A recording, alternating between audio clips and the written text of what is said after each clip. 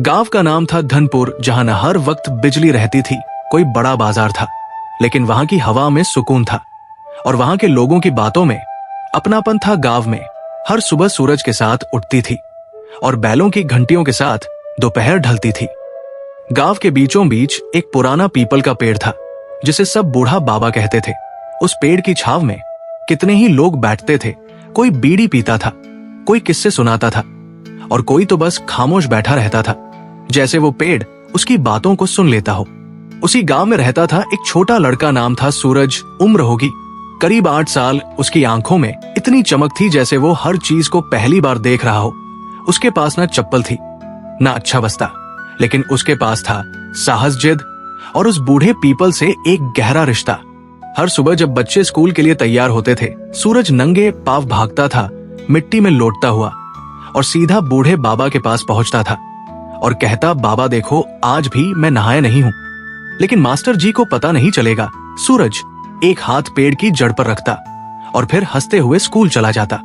School भी कोई खास नहीं था। एक कमरा था जिसमें लकड़ी की बेंचें थी और एक पुराना सा ब्लैक बोर्ड। मास्टर जी का नाम था शंकर लाल जी, जो इतने सख्त थे कि बच्चे उनकी आंखों में आंख डालकर बात नहीं कर पाते थे।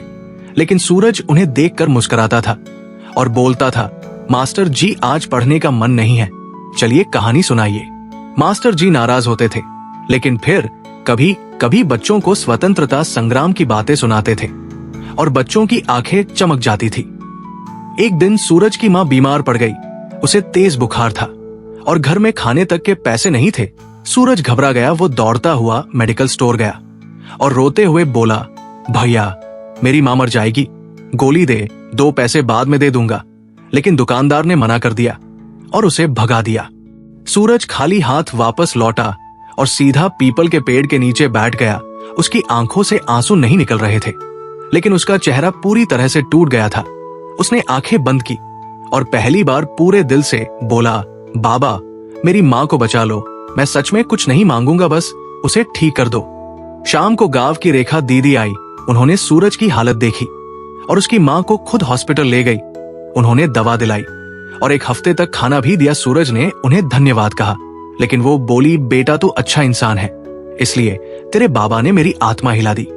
मां ठीक हुई, लेकिन घर की गरीबी जस की तस थी। सूरज ने काम पकड़ लिया। रामू हलवाई की दुकान पर बर्तन धोता था, लेकिन शाम को स्कूल भी जाता था।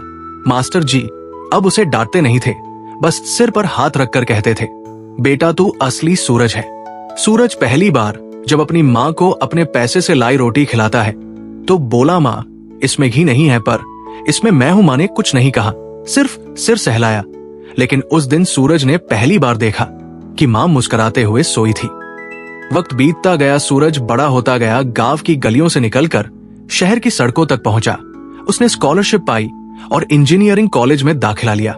लेकिन जब भी छुट्टी मिलती वो गांव आता और बूढ़े बाबा से बातें करता कहता, बाबा शहर बहुत तेज है, मैं हांफ जाता हूं, पर तेरे नीचे आकर सुकून मिल जाता है। एक दिन गांव में तेज तूफान आया। इस बार बूढ़ा बाबा गिर गया। सूरज को खबर मिली। वो ट्रेन पकड़ कर आया और देखा उसका बूढ़ा दोस्त जमीन पर लेटा था। लोग उसकी लकड़ी काटने की बात कर रहे थे।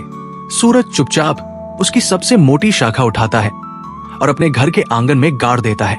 वो शाखा अब एक छोटा पेड़ बन चुकी है। सूरज अब पिता है। उसका बेटा रोहित भी वैसा ही है, नंगे पांव खेलता है और हर सुबह उस पेड़ से कहता है, तू असली है ना। सूरज कभी कभी बैठकर सोचता है, अगर बूढ़ा बाबा ना होता तो मैं क्या होता। एक पेड़ ने मुझे थामा, मुझे सहारा दिया, मुझे सिखाया कि जो जड़ से जुड़ा होता है वो कभी टूटता नहीं।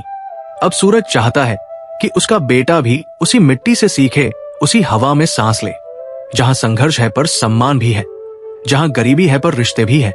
और शायद यही कारण है कि आज भी धनपुर के लोग जब सूरज को देखते हैं तो कहते हैं कि ये वही लड़का है जो रोज उस पेड़ से बात करता था।